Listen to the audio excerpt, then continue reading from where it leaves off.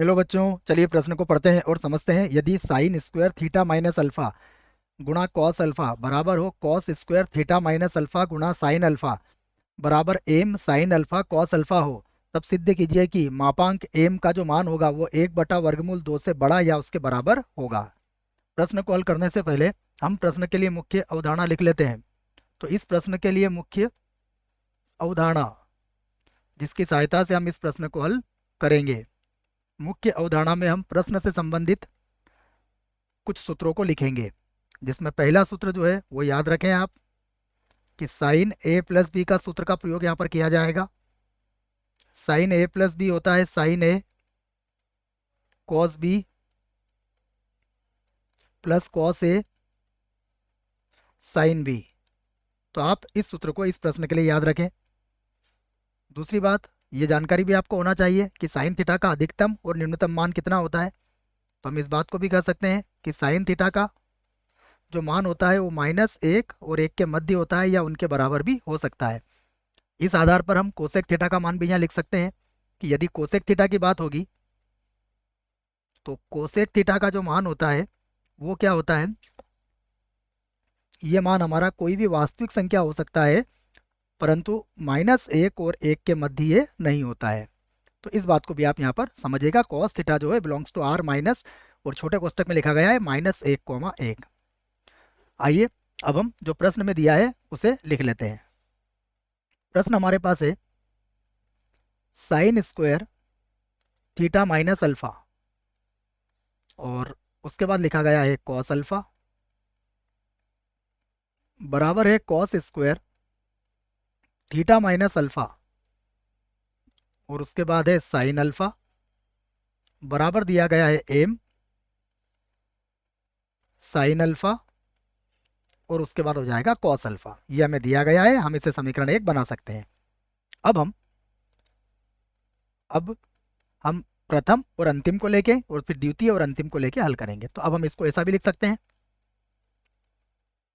Sign square theta minus alpha गुणा, यहाँ पर लिख सकते हैं कॉस अल्फा, और इसके बराबर में लिख सकता हूँ एम साइन अल्फा और कॉस अल्फा। तो यहाँ पर देखिए कॉस अल्फा से कॉस अल्फा काटा जा सकता है, कॉस अल्फा से हमने कॉस अल्फा काट दिया। तो अब हमें क्या मिलेगा यहाँ पर मिलेगा साइन स्क्वायर, ये थीटा था, इसको मैंने गलती से अल्फा लिख दिया है शायद, ये थीटा है बच्चों। तो इसको फिर से थीटा कर लेते हैं, थीटा माइनस अल्फा है जो कि प्रश्न में दिया गया है। तो साइन स्क्वायर ये हो जाएगा थीटा माइनस अल्फा बराबर यहाँ पर आ जाएगा एम साइन अल्फा। इसे मैं समीकरण 2 बना देता हूँ। उसके बाद पुनः देखिए आप ऐसा भी लिख सकते हैं, ये भी मैं लिख देता हूँ कि cos square theta minus alpha गुणा साइन अल्फा बराबर भी किसके है, ये m sine alpha cos alpha के। यहाँ पर भी आप साइन अल्फा से साइन अल्फा काट सकते हो। तो हमें क्या मिलेगा, हमें मिलेगा cos square theta minus alpha बराबर हो जाएगा एम, और यहाँ कॉस अल्फा हो जाएगा। इसे हम समीकरण 3 बना सकते हैं। अब समीकरण नंबर 1 और 2 को जोड़ा जा सकता है। समीकरण 1 और 2 को हम जोड़ लेते हैं। तो लिख लेता हूँ मैं समीकरण 1 व समीकरण 2 को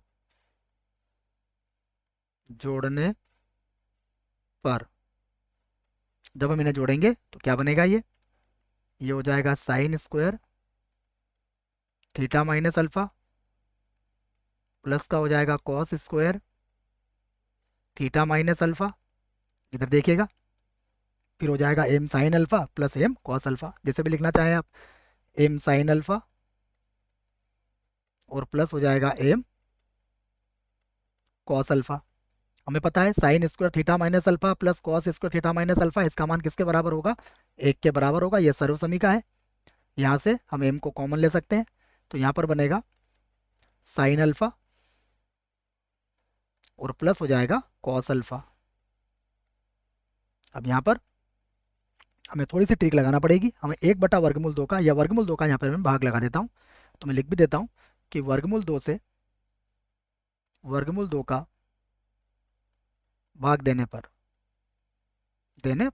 वर्गमूल 2 का भाग देने से यहाँ पर एक सूत्र बन जाएगा।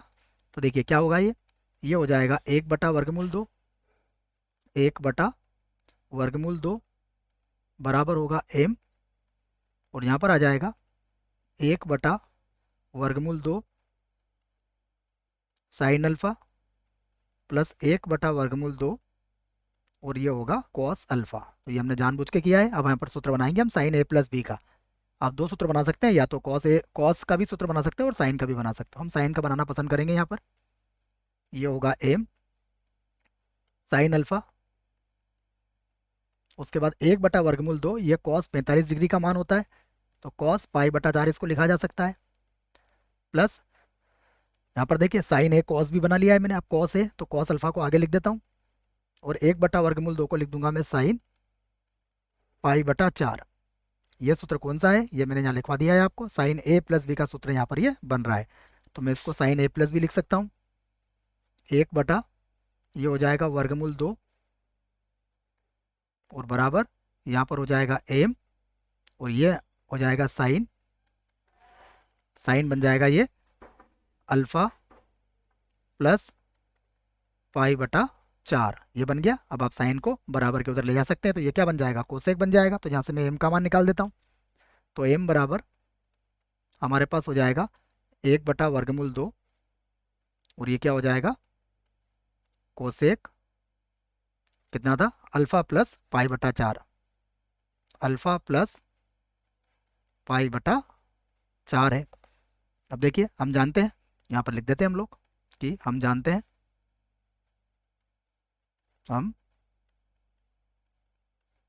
हैं जो कोसेक अल्फा प्लस पाई/4 होगा, यदि मैं इसका मापांक लेता हूँ तो मापांक कोसेक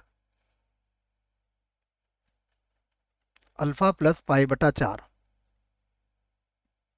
इसका जो मापांक आएगा वह सदैव क्या आएगा, 1 से बड़ा ही आएगा। इस बात को भी समझिएगा आप। देखिए मुख्य उदाहरण में आपको क्या लिखवाया कि कोसेक थीटा का जो मान होता है वो आर माइनस और -1 और 1 के बीच में होता है। इसका अर्थ ये हुआ कि यदि हम धनात्मक मान लेंगे तो हर बार धनात्मक मान क्या आएगा, या तो 1 आएगा या 1 से अधिक ही आएगा। तो ये बात आपके समझ में आ जाना चाहिए। तो कोसेक कोई भी हो, अगर हम इसका मापांक लेते हैं तो इसका मान सदैव क्या होगा, 1 या 1 से अधिक होगा। मैं इसको संख्या रेखा से भी आपको समझा देता हूँ।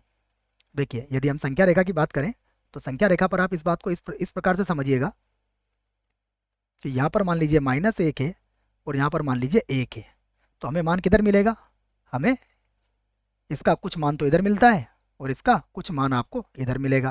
लेकिन अगर धनात्मक लेंगे तो ये ऋणात्मक मान हमारा यहाँ से हट जाएगा और सारा का सारा हमारा धनात्मक मान ही हमें यहाँ पर मिल जाएगा। तो यही बात मैंने यहाँ पर लिखी है।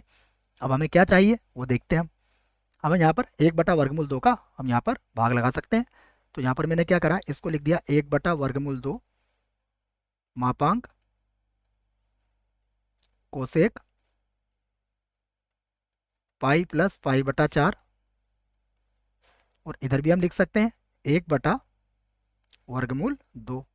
अब ध्यान से देखिए, यदि इस मान की हम बात करें तो ये मान जो था इसको मैं समीकरण अभी तक कितनी बनाई है मैंने देख लेता हूँ। मैंने 3 समीकरण बनाई है, इसको मैं समीकरण 4 नाम दे देता हूँ। और अगर समीकरण नंबर 4 को देखें तो ये किसका मापांक है, ये m का मापांक ही है।